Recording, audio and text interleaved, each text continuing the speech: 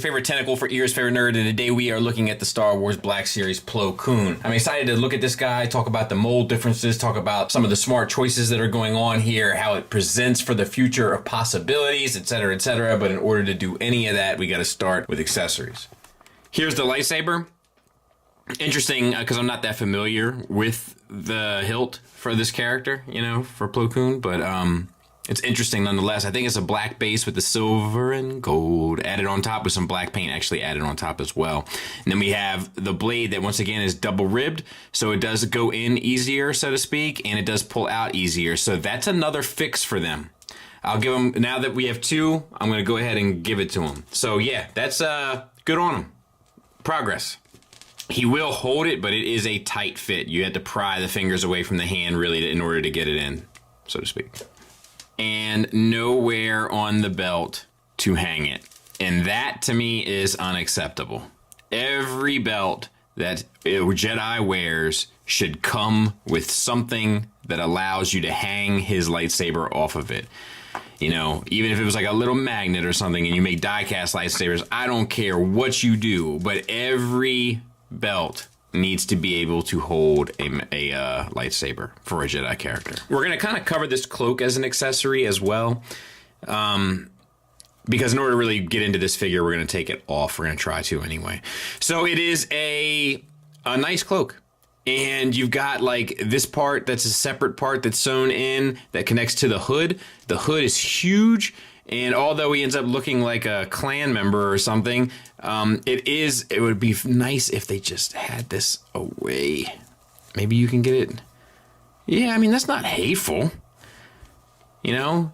So there you go. Looks pretty good. There's some weight because of all the different pieces of fabric that are sewn together, and then the pieces that are sewn together add some weight, so it actually kind of sits fairly nicely on them. So overall, it's a pretty well done soft goods kind of accessory. So let's talk about the figure, and it is a great looking sculpt, my friends, and it looks fantastic. Really well done.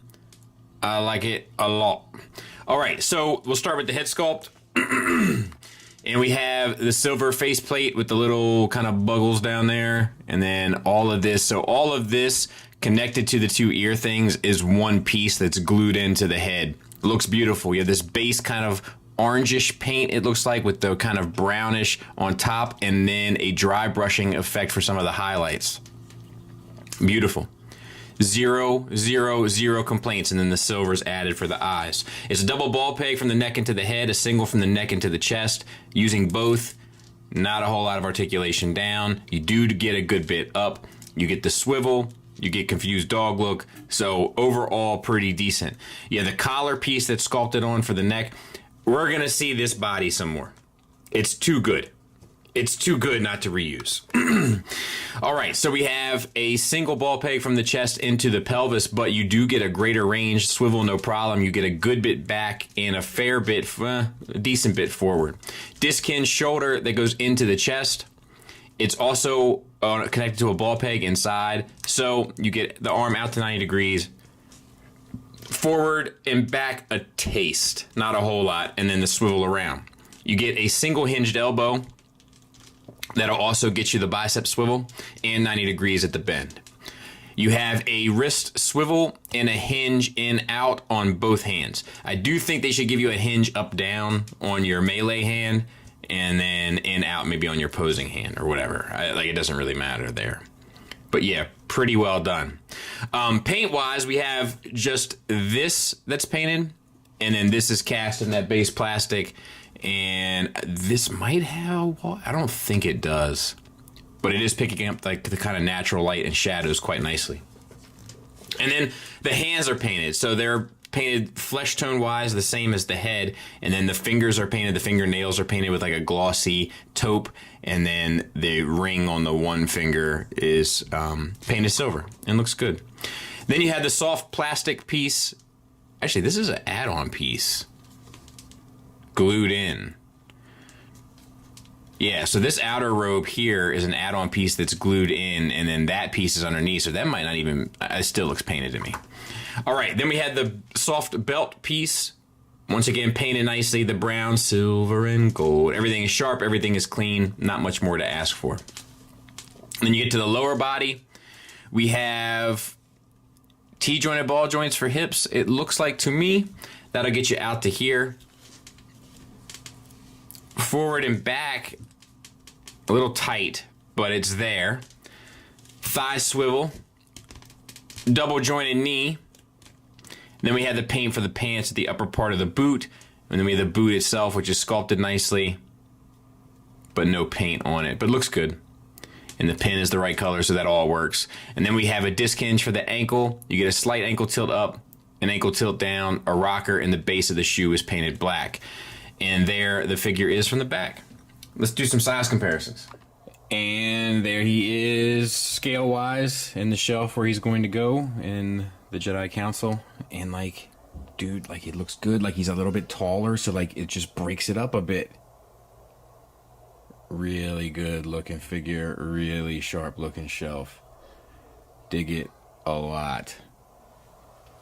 Final thoughts wise, let's start with the negatives. And they're limited, but they are here. We have some articulation that we really can't use, the butterfly being the prime example. Also, the tolerance on the hips is a little stiff. That might be an individual, results will vary. This is a really good figure, but in order to kind of press the envelope, we're gonna remain critical because it seems like they're listening. If not to me, at least to the kind of general ether. I think it's time to start trying to work on double joining those elbows, or at least getting a greater range. Because that's the one part that's still looking a little stiff on these guys, so to speak. Real quick, we gotta address the mold reuse. Now, last time I did Kid Fisto, and somebody got me in the comments, and they're not wrong. And they said that I didn't give them a hard enough time for their accuracy not being on point because they reused the Obi-Wan. And here they're reusing Mace's mold, and once again, the accuracy is not quite right. Now, they did add in a couple things here, like the collar, to try to really drive it home, so I applaud them for that. But they're right. And the person that left that criticism of my work is also right. And I missed the paint mishaps in the back of Kid Fisto's head as well. All of that is right, and he was right to criticize me for it. But that being said, I am lenient with this stuff because I don't have a lot of these Jedi characters really having iconic robes. There are some that do. Ki-Adi-Mundi would be one. And then, of course, there are just some that are super different, like Luminara Unduli or Sakura. Like, there's a number of them that have very specific, unique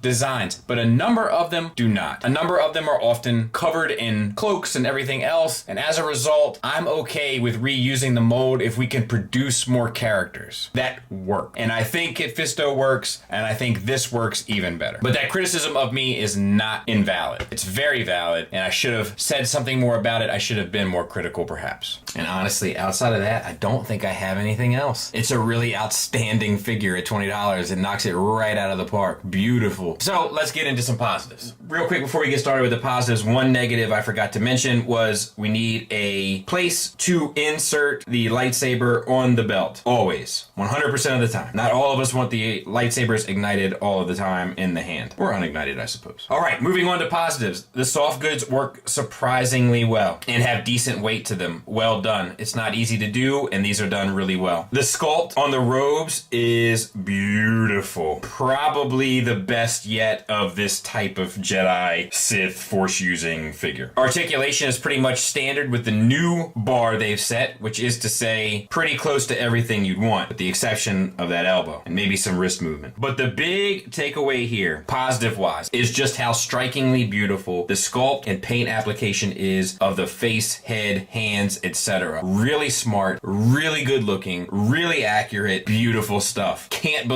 Literally can't believe how good it looks. Super strong recommend from me. Thanks for listening. Thanks for watching. Until next time, take care.